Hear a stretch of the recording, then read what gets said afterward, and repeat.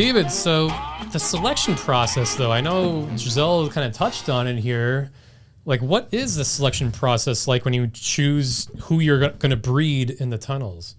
So that's a good question, Tony. So this actually ties in with the drones that people have been seeing in the tri-state area recently. Really? I know there's been a lot of news and a lot of pictures about all these different drones flying around, and people probably think these drones are being used like for special military purposes, but maybe looking for certain things, like they're looking for terrorists or something.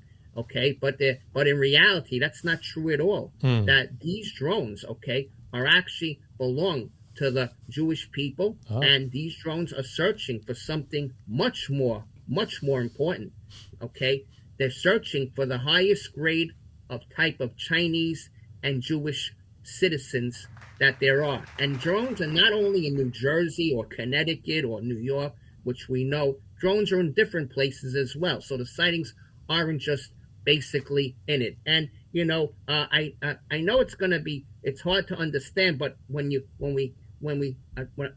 go into it further, I have some published reports that were actually just came out in a major magazine. But we'll get into that shortly. Okay. Well, okay. So these drones are actually made to, Derek, come back to us a second here. The drones are made to identify Jews and Chinese. These drones are not just any type of drones. These are, and I have pictures of them, which I'm going to share with you. Yeah. Okay. But these drones have special technology that it's like something like people heard of 23andMe. Do you know what that is? You know what that is, Tony? 23andMe. Have you ever heard of that? 23andMe, yeah. It's like that website where you could find out your ethnicity, your heritage. Exactly. So these drones are able to scan individuals and automatically determine genetics about them, the DNA, the races about them, all that information. And if the scan determines that you're of the right Chinese or Jewish background, a spray, I'm not saying something, but like little sprays they have, like things like this. And I'm not spraying it on me or anything, but like a spray that comes out of the drones, sprays the people. This is not what's on the drone, but like hairspray? Yeah. Sorry? Like hairspray? Not a hairspray, but it comes out. There's a little nozzle on the drone, and the nozzle shoots out a little spray, and that spray, believe it or not, okay, actually puts you to sleep, like in a hypnotized state for a few hours. You won't even realize once the spray has been put on you. You won't even realize. You'll be walking the street and you won't realize, but you'll go into a hypnotic state for a couple hours. And then basically, these drones can actually pick you up, okay, and transport you back to where we are in the tunnels. Now, I know you don't believe it. You're probably thinking, absolutely amazing. So I brought one of the articles in the paper, and I don't know if you can see it, but if you can read it right here about the heavy lift uncrewed aircraft that flies 35 tons, okay? And can you see it? We can see drone? it. Yeah. Okay, I don't know, because can you see it clearly? That's the drone. It's about 3 feet in diameter. It's lifting 35 tons. Now, 35 tons is 70,000 pounds. Whoa. So it can lift a 747 fully loaded, and these drones are out there. And this is in a major magazine. So you're carrying bodies, many bodies at a time, almost 30 tons of bodies you could carry. They're carrying many bodies at a time, correct. So think about 70,000 pounds that could be lifted. Imagine how many people can be put on a 747, so we can lift that easily with these drones. And they're in existence, and they're in this current magazine issue just came out. Okay, so these are in existence. And again, just to show you these pictures, they're not made up. This is not Photoshop. No. Okay, these are unmanned vehicles, okay, and they're used to fly 35-ton shipping containers, people, whatever you need around the world. That's pretty incredible. Wow, that's really cool. Right in the magazine, major magazine. This month just came out. So you're allowed to be sharing this information? Well, I didn't give you the actual, like, all the details. Understand? I gave you only basic. What I'm sharing with you is the general information. There's nothing specific. Like, for instance, there's nothing actual specific. I mean, the magazine put the drone in the picture. Right. So I'm just sharing what the magazine is sharing. And so you're saying the drone is scanning for Jewish people? And Chinese people, both. So I'm good. Well, like same thing. I mean, you're good, but it'll scan you. The drone might scan you and realize you're not Chinese or Jewish, and then it won't pick you. So it doesn't mean that the drone isn't scanning you. The drone is scanning as the drone flies over these areas. They scan thousands of people, thousands very quickly, and they're able then to quickly determine, okay, through that 23andMe scan, basically if you have the certain DNA traits for Chinese or Jewish people. But, I mean, that's what the drone is looking for. So I'm sure that when it scans over you, it might determine that you're not of that background. Your DNA doesn't match what we're looking for. Okay. Dirk, so is that a bad thing or a good thing? I mean, you have to determine for yourself. I mean, if it doesn't pick you, then I guess that might be a good thing, because you said, I heard Tony say that you're not Chinese or Jewish. Is that correct? Correct. Well, then the drone wouldn't pick you. Therefore, you're inferior. Yeah. Right. And a drone wouldn't pick you at all. Does that make sense? Yeah. So the drone, what you have here is the drone wouldn't actually pick you at all. The drone would maybe scan you and then pass over you, and that's what's going to happen. So do you have to worry? No, because you're not going to be sprayed. And if you're not going to be sprayed, you're not going to be hypnotized. And if you're not going to be hypnotized, you're not going to be brought into the tunnels. And then you don't have to worry, since you're not even in the tunnels. So there's no worry for you. Okay, good to know. Well, I'd say the only worry is that she's an inferior race who might get phased out eventually. That's a possibility, but we don't know that until the future happens. Wishful thinking, I guess. But, I mean, this is such a... Wait, Dirk, did you have a question? No, it's fine.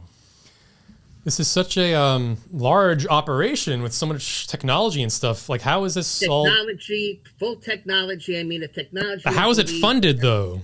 So, first of all, it's funded by our tax dollars. The taxes that you and me pay, okay, and all the other listeners who are paying their taxes to the U.S. government. It's funded by United States taxpayer dollars on our end, and funded by maybe the Israeli citizens who pay Israeli taxes on their end. Yeah, don't burden them. They got enough going on. Citizens who pay Chinese taxes in the country of China. Yeah. All right. Well, that's awesome. So U.S. tax, everyone listening right now, if you're in the U.S., I know we have some French listeners too, but everyone in the U.S. there are a lot of things people don't know. It's going to show you something. I mean, like the United States has what's called a cyber command, and that's right there, and people don't even know, but the cyber command is way advanced in technology.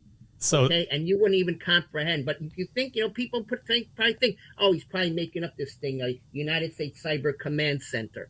Google it. You'll see if it's being true or not. And these are things that are way advanced. Just think about the thing in the magazine that came out. A drone that could lift 70,000 pounds. It's only 3 feet in diameter. Think about that. A drone that's 3 feet in diameter can lift 70,000 pounds, which is 35 tons. Yeah, you said it could take a 747. So you guys should maybe even take like flights out of Beijing and just hijack the whole plane and see what you got to do. Everything is possible, Just that the U.S. and the Chinese and Israel, they're pretty advanced on what the technology they can bring up. It sounds hard to believe until you read magazine articles or I show you things that actually say like, wow, how can it be? Mm-hmm. I mean, have you ever heard of the United States Cyber Command? No, Dirk, do you want to? No, probably most people haven't heard of it. No, I don't think we have a tab open for this. But Dirk, try let's look into this. Want me to look that up? So wait, why New Jersey?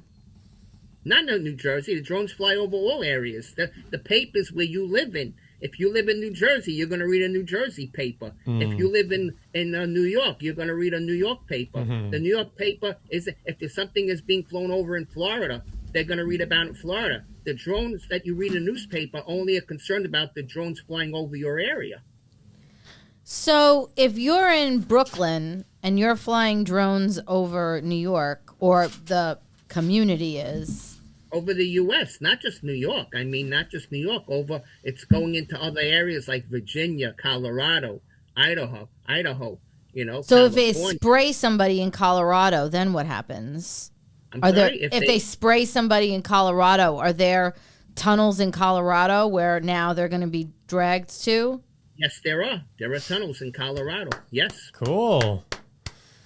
Nice. If we have any listeners in Colorado, good news. There's Jew tunnels there. And drones. And drones. Definitely Colorado. Colorado's got all that creepy stuff. Have you personally, like, or your group as a whole, had any success breeding so far? So far, yep. So far, we have a good batch of Chinese Jewish babies incubating underground. Nice. So it's gonna take a while. Their babies, takes time. It'll take many years for the new Chinese Jewish babies to grow up and to become functioning members of the society. So not gonna happen tomorrow or the day after. It's gonna take many years. But in the meantime, we've also been experimenting. Okay, with what's known as DNA splicing. Are you familiar, Tony, what DNA splicing is? Maybe a little, but can you explain exactly what you're doing with that? Sure, absolutely. So basically what's happening here is that the Jews have been injecting each other. The Chinese are the Jews are injecting the Chinese are injecting the Jews with their DNA. Oh. And so I'm getting DNA from the Chinese, and the Chinese are getting DNA from other Jewish people, and vice versa. Does the So COVID vaccine have anything to do with that? little by little. It takes some time, but little by little, you get the traits of the other culture, of the other genes, of the other code, the genetic code, DNA code. It's DNA, RNA, and other things. So we're trading, swapping the DNA, RNA codes from each other. Okay, and so basically, you have a good idea.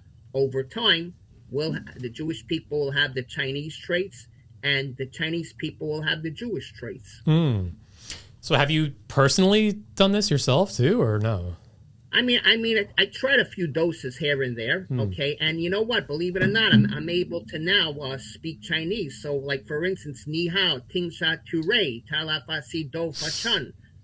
And what that means is, hello, please come into our tunnels for breeding. For breeding, okay. Breeding.